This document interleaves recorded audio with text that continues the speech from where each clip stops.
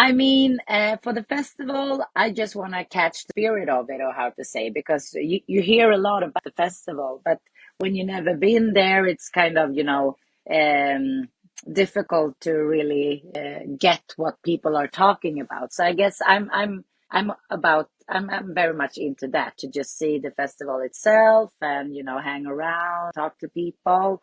And then I hear there's a great pre-party or after party where you can like go swim in the pool and stuff like that. And that I'm looking forward to also. This is Rob Ruckus. Hey, this is Kate Clover. Hey guys, it's Nick Collins here from The Effect and Better Strangers. Hi, my name is Madeline Rose. Hey, it's Ben McKelvey. It's Tim Howard here from Mike and the Mechanics. Hello, I'm Amanda Lehman. I'm Billy Harvey. What's going on, everybody? I'm Casey Sampson from the band Twist Stop. Hey, it's Tony from Fastball. Hello, everybody. My name is Isaiah Mitchell. Hey guys, it's Matt here from the White Lakes. You're listening to Almost Famous Magazine. Come join us for this interview. Check it out, Almost Famous Magazine. Welcome back to The Hang right here on Almost Famous Magazine. Thank you to everyone who subscribed, rang the bell, shared our channel. You know what to do, and it really makes us feel good when you share these great hangs that we have. I've got an announcement to make. We're thrilled to once again be covering punk rock bowling this year. And over the following weeks, we're going to feature bands performing at the festival. So make sure to subscribe, because we're going to feature a lot of the great bands that are going to appear at punk rock bowling, and share these with your friends who really love punk music. And today, I am super stoked. We're going to crank up the volume with the lead singer of The Baboon Show. They're a Swedish punk powerhouse known for their high-octane performances and politically charged themes. Joining us is the electrifying lead singer, Cecilia Boström. She's going to talk about the band's journey, their fearless approach to music, and what keeps their punk spirit alive after almost 2 decades together.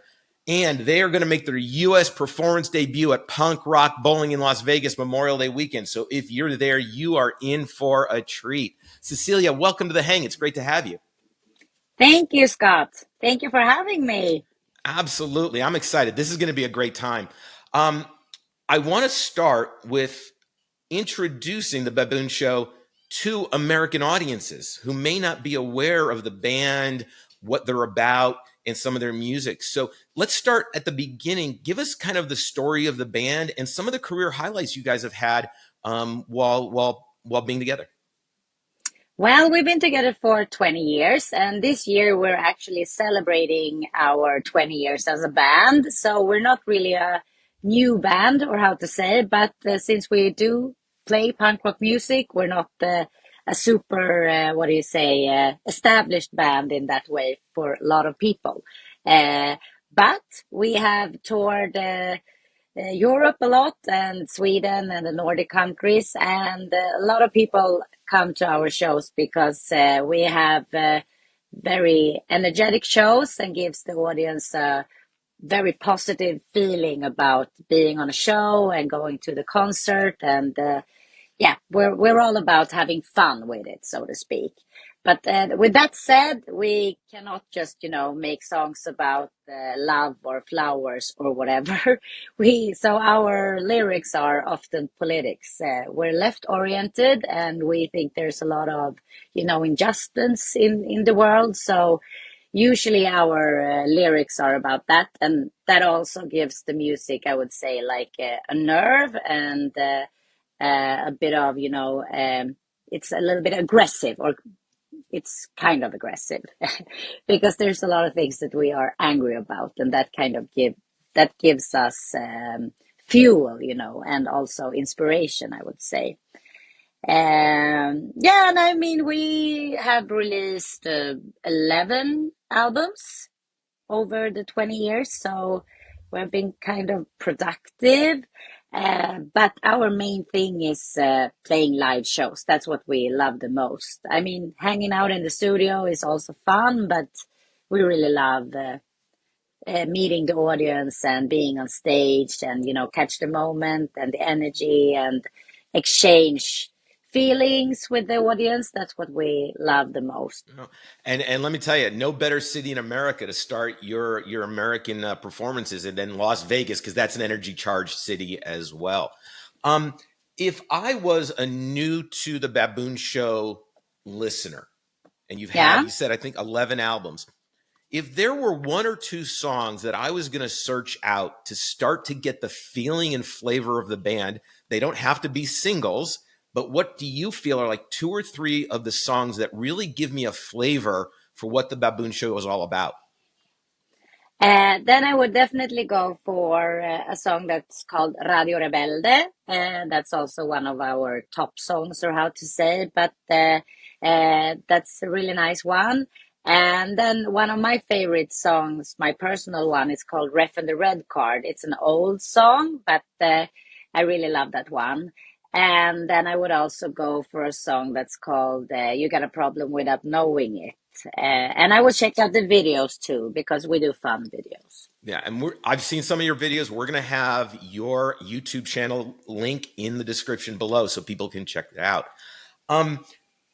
The name of the band is also comes from a politically charged place, doesn't it? Can you tell me a little bit about how you came up with the name for the band?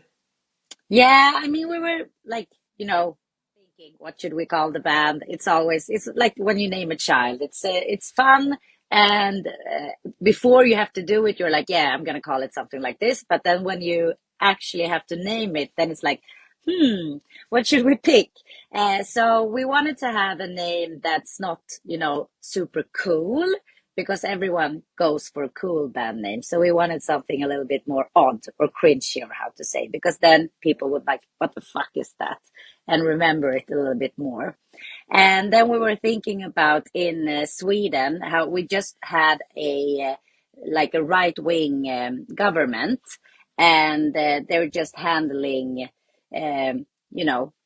questions that's you deal with in the parliament, like a bunch of monkeys. They could have done it better. So then we just figured, okay, let's go for the Baboon Show. We can also do a Baboon Show, but much better than they do.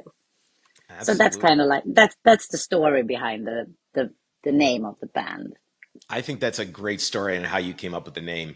And it really, I think, identifies the content of your songs, because you've taken positions very well, and you're very passionate about it, and it shows in your songs. So I really like that. Thank you. Now, recently, I think you had an album that came out 2 years ago, God Bless You All. And you had some really good success. Correct me if I'm wrong, but you hit number 15 in the German charts, and hit some really great milestones. With 10 other albums kind of in the rearview mirror, what was it like reaching that level of success finally, and finding a new audience, and really feeling like you've hit your stride with getting your music out there? What was that like? I mean, of course it's fun to get into the charge, but it's not our main goal, obviously. I mean, we feel like it's not a must. It's not what we do. That's not why we do music, to get on the charge. We do it because we have to do it, or how to say, and we do it because we want to share our music with our fans. But I mean, of course, we want to reach more people. I mean, it would be crazy if we wouldn't, because we have lots of great music to share with others. And we're a great live act, so of course we want to reach more people. But for me personally, going to the charge, it's not like a big deal. Sure, it's fun, but it's I get thrilled over other things. Well, for one, I think it's just great to be recognized that way. Certainly. What are some of those other things that really thrill you about being in the band and the success that you're finding? I mean, I get thrilled if we are invited to, for example, music festivals. That was like, a dream to play when you were younger.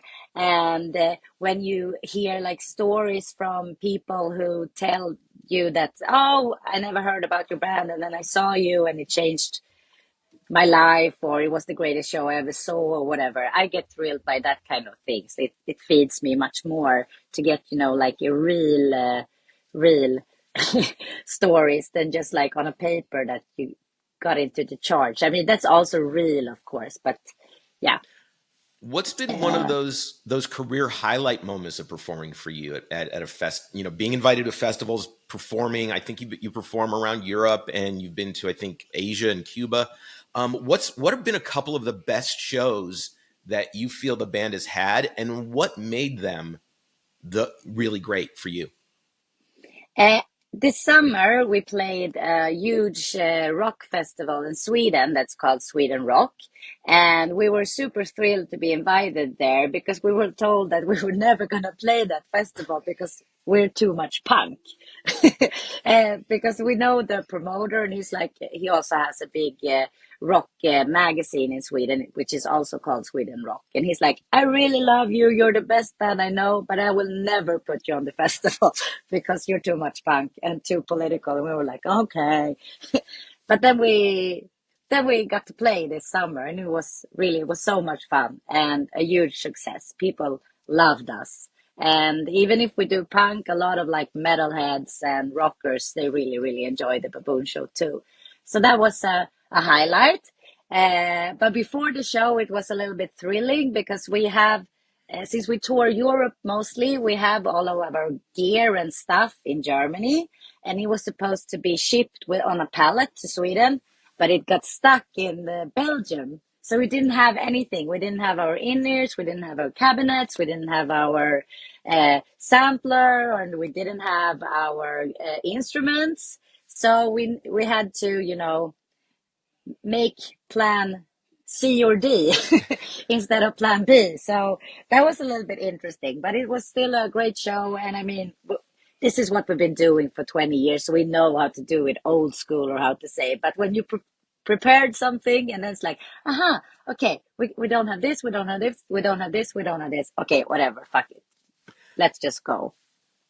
Well, I mean, so if we go back in the movie Time Machine, that was kind of a Spinal Tap moment for you, wasn't it? Yeah, we have lots of Spinal Tap moments. I guess all bands do.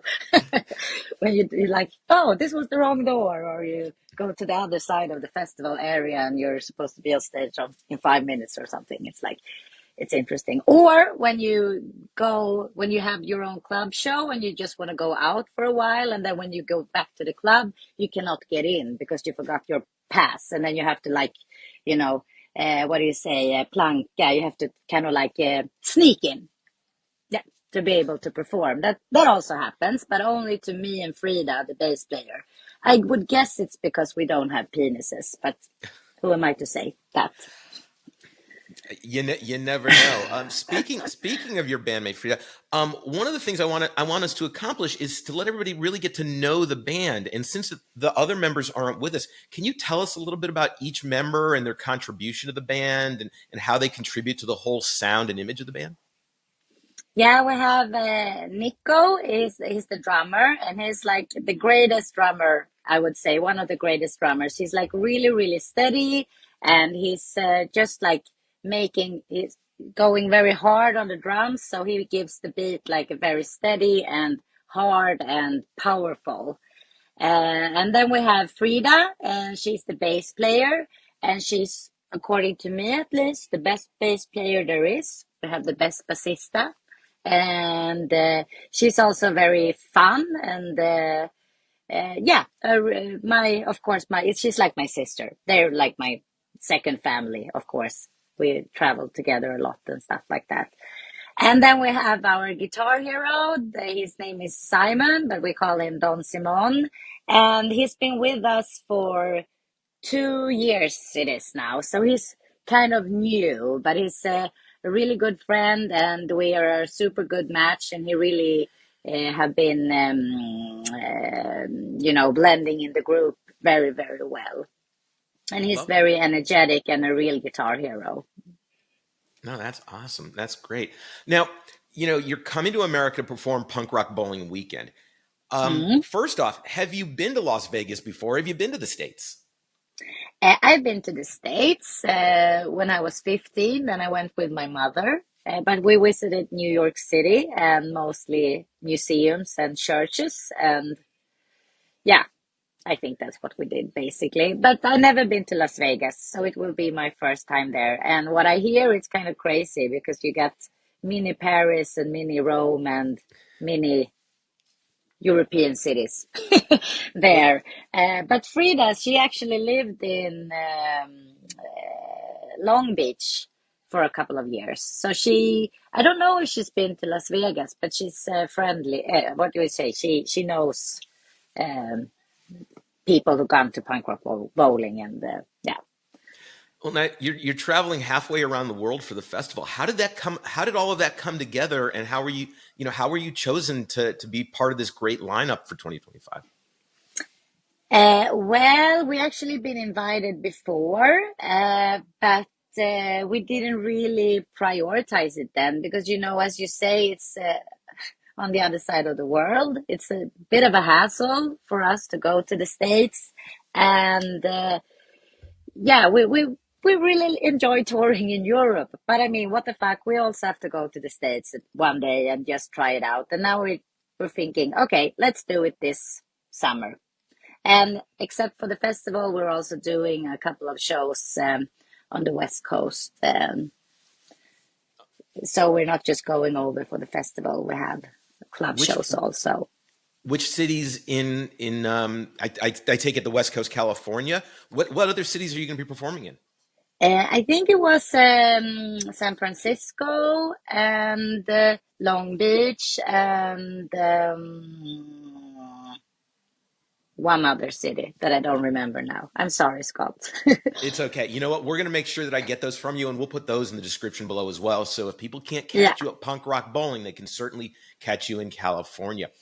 Yes. Is there something about playing at Punk Rock Bowling that you're really looking forward to? Maybe another artist on the lineup, or something that you may get a chance to do while you're in Las Vegas? I mean, for the festival, I just want to catch the spirit of it, or how to say, because you hear a lot about the festival, but when you've never been there, it's kind of, difficult to really get what people are talking about. So I guess I'm very much into that, to just see the festival itself and, hang around, talk to people. And then I hear there's a great pre-party or after party where you can go swim in the pool and stuff like that, and that I'm looking forward to also. And I don't know, if you're in Las Vegas, I guess I have to go to a casino just to check it out. I'm not interested in that at all, but I guess I just have to go and check it out. But maybe I will be too sad, because I think it's a little bit sad, people spending a lot of money and just hoping to win something that it doesn't really happen. So I don't know. Maybe I won't do that. But yeah, do you have any tips? Yes, I was just going to say. Let me give you two that I think you guys put on your list. Number one, you absolutely must visit the Punk Rock Museum. Okay. There's a Punk Rock Museum. That's nice. Absolutely. I went last year for the first time. We've had Rob Ruckus, who runs the jam room there. So you have the ability to go in and jam on instruments that have been owned by very famous punk rockers. But the Punk Rock Museum is definitely one that you should check out. Also, if your band's a little rowdy and you want to go to the really kind of the heart of punk in Las Vegas, you have to go to the Double Down Saloon and make a visit there. It is one of the best punk clubs I've ever been to. So it's kind of like if you go to New York and you would used to go to CBGB's, you go to Las Vegas, you go there for sure. So I would say put those two on your list for sure. Okay, cool. Thank you, Scott. Sounds much better than the casino. Yeah. Yes, and a better investment of your money. Trust me, because I've been to Vegas a lot, and I visit my money when I'm there because it stays. Yeah. So now you're going to play the festival, and you have a loyal fan base in a lot of different countries. And I know that you guys engage with them online. Will there be an opportunity for new fans of yours that you gain at Punk Rock Bowling to maybe meet you at any point? Will you be checking out the festival, just kind of milling around, and will people have access to say hello? Yeah, I'm sure. I mean, that's one of our main things that we do. We want to meet our audience and our fans. So after the show, absolutely, we will go out and hang with people for sure. Now, you're actually playing two shows at Punk Rock Bowling? Is that correct? You're playing a stage and you're doing a club show? Yeah, that's what I heard, but I didn't check it super, close. So Yeah. I'm sorry, you probably have more information than I do. Hey, look, you know what? If we're breaking the news to you here, that's fabulous. Now that gives two different opportunities for performances, and being on a festival stage is much different than being at a small, intimate club. What does It the is. Baboon Show do to make each of those experiences unique? I mean, we always give 200%. And for us, it doesn't really matter if it's a huge venue or a huge festival or a small club show. We give everything that we can, and we use the stage, no matter how small or big it is, at the best way we can. And we're everywhere. And we go out in the audience, and if someone is like, not really in the mood, we bring them up and get them in the mood. And it doesn't matter if it's an open air festival or an indoor club show. No, that's great. I'm looking forward to it. I'm hoping to catch both of them while we're there. Yeah, you should. I'm going to do I'm going to be out photographing bands, so we'll definitely get photos of you. And if I can get to the club show, I certainly will. But if you're watching, make sure you put the club show on your list for sure. You're going to get a bit of a different experience, but it's going to be much more intimate. And I just lost my train of thought. I know. You all just released recently a new EP. Tell me a little bit about that. Yeah, it's an EP with 3 songs. It's called Forward in Reverse. And it's the first piece of music that we released with our new guitar player. So it's a little bit unique for us in that kind of sense, of course, because we've been around for 20 years and we were pretty much always the same setting. But we're super happy with it, and we have got very good response. Yeah, it contains 3 great songs. It's called Forward in Reverse, Walk the Walk, and Could You Be It? And we also still, of course, have our rather new album called God Bless You All out. So you can check both of them out on Spotify, for example, or any other music platforms. Especially, and that if you're watching us, we always insist that you buy the music, because you know what? Even coming to America to perform isn't inexpensive, and we have to support our bands. We have to support the artists that bring us this great music. Who have been some of the influences of the Baboon Show, either individual players, yourself, or the band in general, for really kind of crafting your sound and style and the direction of the band? Who are some of the musicians that have been influences on you all? Yeah, I mean, we started out as a pure punk band, or how to say, and then we had like 77's punk. Our favorite influence, or how to say, was Buzzcocks, I would say, or at least mine. But then over the years, then we added heavier beats and got more like rocky, or how to say. And a big influence has always been AC/DC, especially the earlier records. But then we try not to, get stuck in our genre, or how to say, because that's boring, and also it's punk to do what's not really expected of you. So we also bring in, influences from mainstream pop or disco or hip hop, or just everything that we think is good. As long as it has a catchy melody, then it's like, I like this. We can bring it into the music and make it a little bit more interesting, because it's like everything that's not really allowed, or how to say, in the punk genre, we like to add, because it annoys people, and that's always good. Well, I will say, I was watching some videos of you guys recently, and I think it's one of your latest videos where you're dancing and you're kind of dressed like in, what was it, late 70s, early 80s disco, and you look like you're having a lot of fun. Tell us about the making of the video, the song, and kind of the whole feel for it, because I really, you're definitely not pure play punk. You have so many different influences that are felt in the music and the style. I think it's great. Tell us a little bit about that. I mean, for us making videos, it's not about, looking super slick or nice. We're not Madonna. I mean, we want to do something that is fun. And I mean, what's more fun than to see a bunch of punk rockers trying to do a dance battle against 20-something dancers? I mean, that's fun. And it's also fun to, yeah, embrace other styles, because for us, it's punk is not in the way you dress, and none of us looks like a punk rocker. We have punk is here and here. It's not in an outfit or in hair. And that's also annoys people a little bit. So then it's just like, no, I'm not going to wear my leather jacket. I take something else. Yeah. And when we did that video, it's a video for a song called Walk the Walk. We had a lot of fun because, I mean, none of us is a dancer really, but it's fun to try it. And I mean, the only thing that can happen is that you make a fool out of yourself. But then again, that's fun to watch. So, yeah.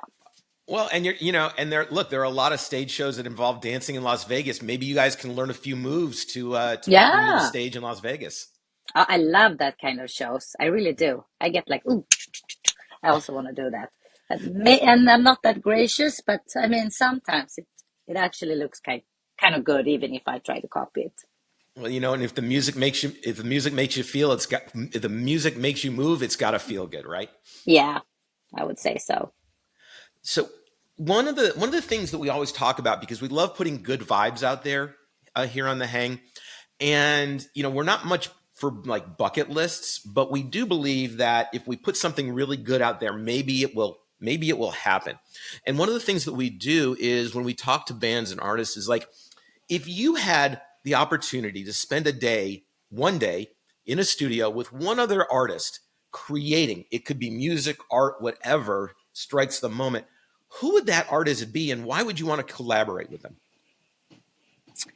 Ooh, I think that's a tough question because I mean, there's a lot of picks you can do here.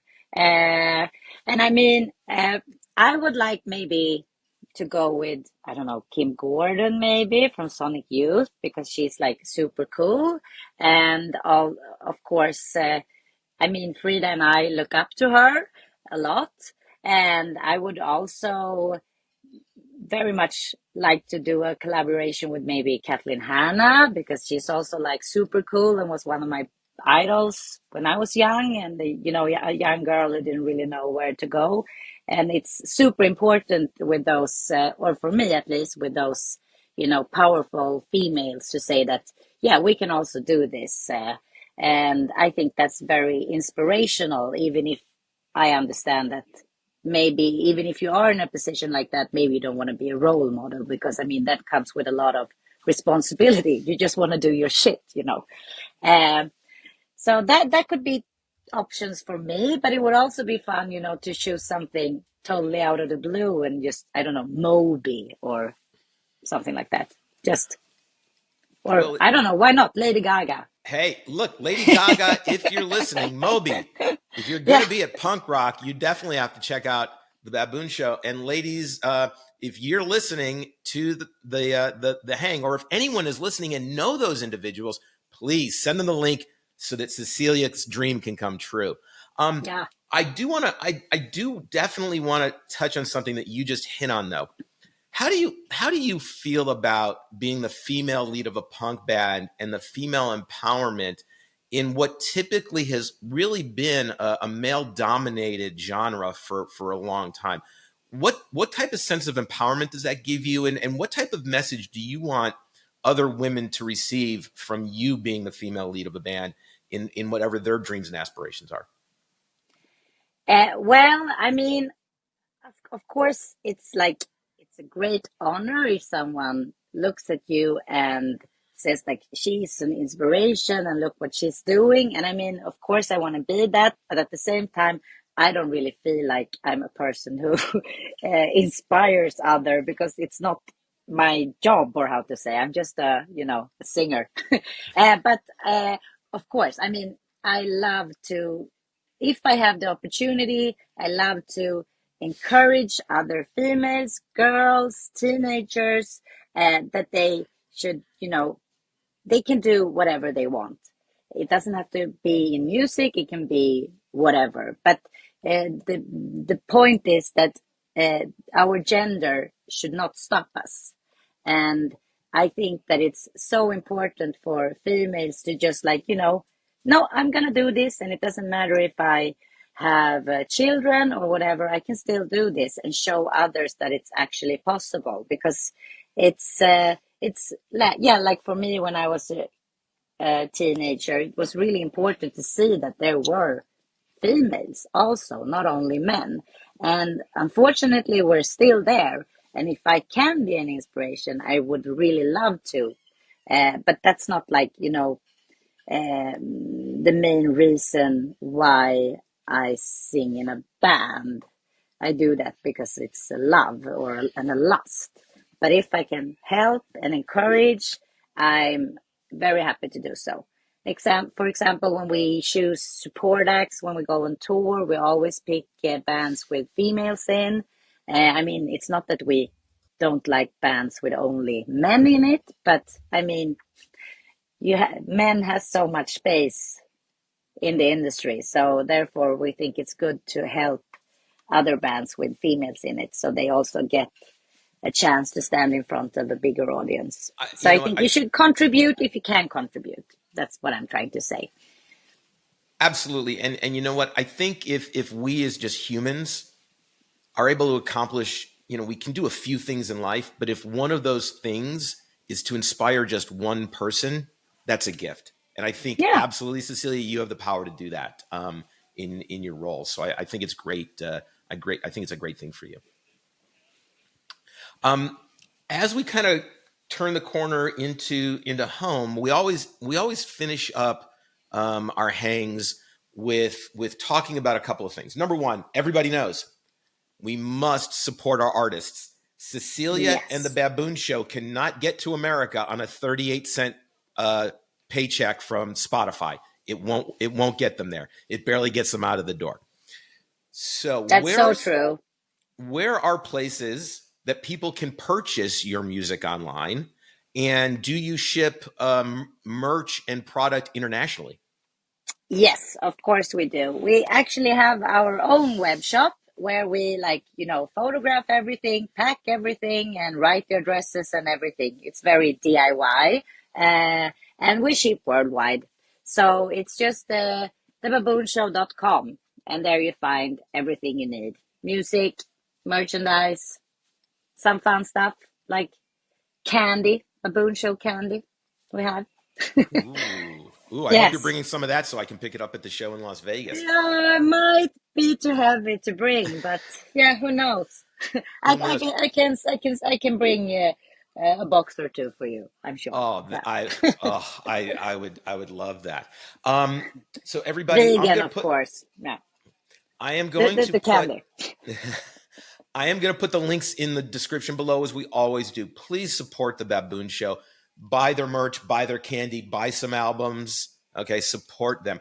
But we always also love to share our appreciation and love of music. So, Cecilia, who are 2 or 3 bands that you really are passionate about? Maybe it's part of your workout playlist. Maybe it's someone you listen to relax. Who are some of those artists that you really enjoy listening to? And tell us why you're sharing those artists with us. Well, first I think I want to mention a Norwegian band they are called Witch Club Satan. It's 3 females, and they do death metal. It's really their performances are more like a theater play or something. It's really, really cool. So that you should definitely check that out. And at the moment, I'm listening a lot to a very cool UK band. They're called the Mefs. And I saw them for the first time live last summer. And then they were played. It's just a guy and a girl, drums and guitar and vocals. And they were playing in a cage. And it was really, really cool, super intense. So, that's also a band that I listen to a lot right now. I definitely gonna have to check them out, because here in the States, the only thing we really have in cages besides zoos are wrestling. So I've never seen a band perform in a cage before. So I'm gonna have to check that out. I'm not sure that they always perform in a cage though, but yeah, it looked really, really cool. Yeah. Certainly unique. That's for sure. Cecilia, this has been a great opportunity to get to know you in the Baboon Show. Everybody, check them out. They've got great music. And if you're heading to Las Vegas for Memorial Day weekend, you can actually see them in their debut American performance at Punk Rock Bowling Weekend, which is going to be amazing. If you've not been to Punk Rock Bowling, you definitely should put it on your list this year. There are many, many bands. The Baboon Show is doing 2 shows. You've got to check them out. So Cecilia, I'm so appreciative you made time to get together with us and hang. I really enjoyed our conversation, and I can't wait to see you in Las Vegas. Thank you, Scott. Thank you for having me. It was fun talking to you. And see you in Vegas. I will bring you the candy. You've got my heart. Everybody, thanks so much for hanging with us. Support the Baboon Show, support your bands, and look forward to more of our great punk rock bowling coverage coming up in the coming weeks. So thank you so much for joining us.